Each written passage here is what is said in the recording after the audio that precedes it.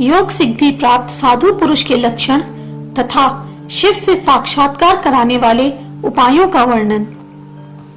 सूत जी बोले, हे श्रेष्ठ ब्राह्मणों, जिनके ऊपर भगवान शंकर की कृपा करते हैं उनको बताता हूँ।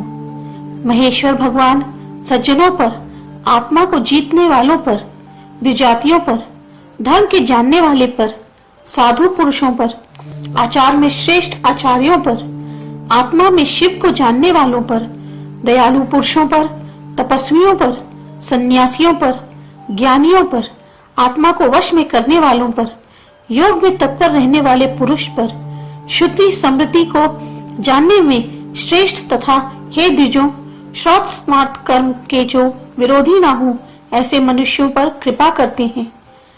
अब इन सब की अलग अलग व्याख्या करते हुए सूत जी कहते हैं कि हे द्विजों, जो श्रेष्ठ पुरुष ब्रह्म के पास ले आए अथवा जाएं, वे संत कहे हैं। दशों इंद्रियों के विषयों को दूर करके 8 प्रकार के लक्षणों से युक्त जो पुरुष हैं तथा जो सामान्य स्थिति में और धन की कमी अथवा अधिकता में न क्रोध करते हैं न हर्ष करते हैं, वे जितात्मा पुरुष कहे जाते हैं। ब्राह्मण, क्षत्रिय, वैश्य में युक्त पुरुष द्विजाति कहलाते हैं। वर्ण आश्रमों में युक्त ये द्विजाति जन सुख से करने वाले हैं। श्रौत स्मार्त के धर्म का ज्ञान करना ही धर्मज्ञ कहा है। विद्या के साधन के द्वारा तथा ब्रह्मचारी और गुरु की सेवा में रहने वाला पुरुष साधु है। क्रिया की साधना के द्वारा गृहस्थ भी साधु है, ऐसा कहा है। तपस्या की साधना करने के कारण वन में रहने वाला बखान सभी साधु कहा गया है। यत्न करने वाला यति भी साधु ही है, क्योंकि वह योग साधना करता है। इस प्रकार धर्म आश्रमों के साधन करने वालों को साधु कहा गया है, चाहे वे गृहस्थ हो, ब्रह्मचारी हो, वानप्रस्थ हो या यति हो। धर्म अधर्म शब्दों को समझाकर जो कर्म में तत्पर होता है तथा क्रियाशील होता है, उसे धर्मज्ञ को आचार्य कहना चाहिए। कार्य को कुशल पूर्वक करना धर्म तथा अकुशलता से करना ही अधर्म है। धारण करने योग्य कर्मों को करने के कारण ही उसे धर्म कहा गया है। अधारण करने योग्य कर्म ही अधर्म कहे गए हैं। धर्म के द्वारा इष्ट की प्राप्ति आचार्यों द्वारा उपदेश की गई है तथा अधर्म से अनिष्ट की प्राप्ति बताई गई है। वृद्ध जो लोलुप ना हो, आत्मज्ञानी हो, अदम्भी हो, अच्छी प्रकार विनीत हो, सरल हो आदि गुण संपन्न जन आचार्य कहे गए हैं। अपने आप भी जो धर्म आचरण करते हैं तथा दूसरों में भी आचार स्थापित करते हैं, शास्त्र और उनके धर्मों का भली भांति आचरण करने वाले आचार्य कहलाते हैं। श्रवण करने से जो कर्म किया जाता है उसे श्रौत तथा स्मरण करने से जो कर्म है उसे स्मार्त कहा गया है। वेद विविध जो यज्ञ आदि कर्म है वे श्रौत कर्म है तथा वर्ण आश्रमों को बताए हुए जो कर्म है वे स्मार्त कर्म है।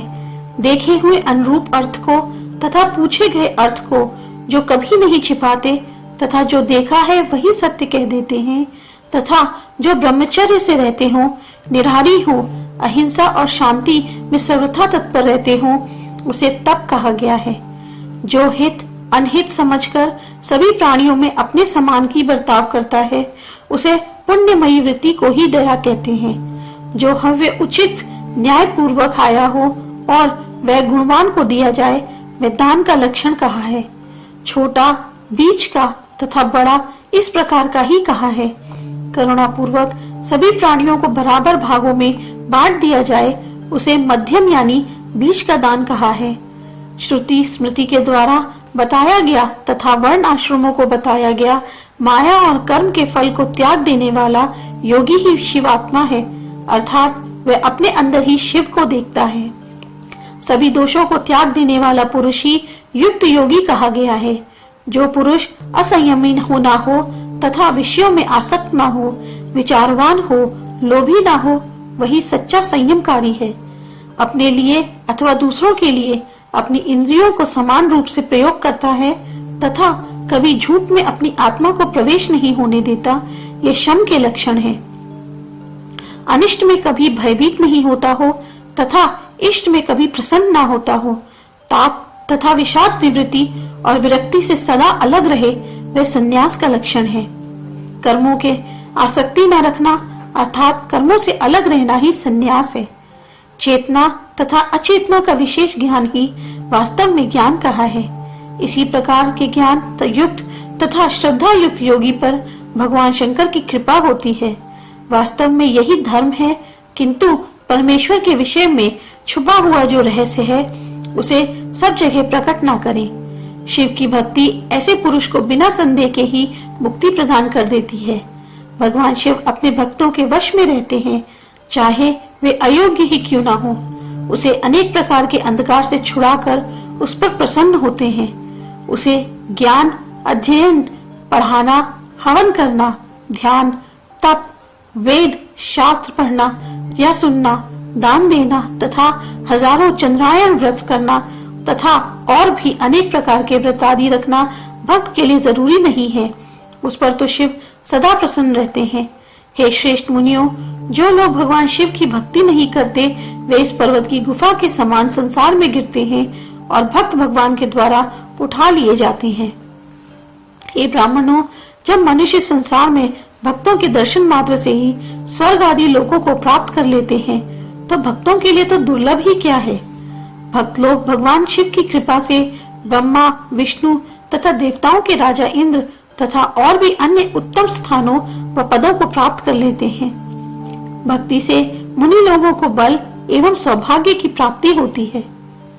हे ब्राह्मणों, प्राचीन समय में बनारस के अविमुक्त क्षेत्र में विराजमान भगवान श्री महेश्वर जो रुद्र हैं, उनसे भगवती पार्वती ने जो बात पूछी थी और जो भगवान रुद्र ने रुद्राणी देवी पार्वती को जो बताया था वह सुनाता हूँ।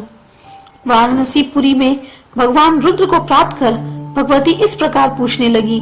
देवी बोली, हे प्रभु, हे महादेव जी, आप किस उपाय या पूजा के द्वारा वश में हो जाते हो? विद्या के द्वारा या तपस्या के द्वारा अथवा योग के द्वारा? सो मुझे आप कृपा करके बतलाइए। सूत जी कहने लगे, हे ऋषियों, इस प्रकार भगवती के वचनों को सुनकर शिवजी ने पार्वती जी को देखा।